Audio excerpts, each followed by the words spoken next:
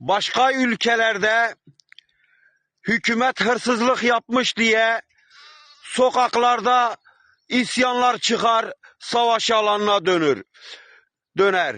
Bizim ülkemizde ise hırsızı korumak için sokakları savaş alanına çevirdiler.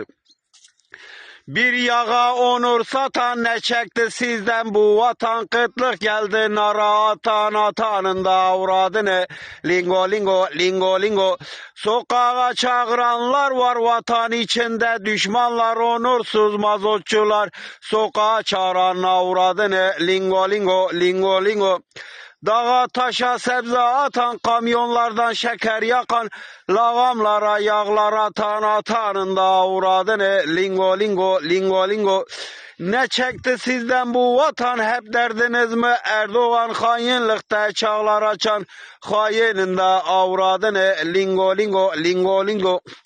Ezan okur ıslık çalan, cami önde rakı açan, alimleri iptasan, din düşmanına avradını lingo lingo lingo lingo.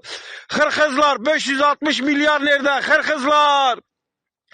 Çoluk çocuğumuzun rızkını boğazına kestiğimiz, bu devlette verdiğimiz vergileri 560 milyar nerede hırkızlar, hırkızlar?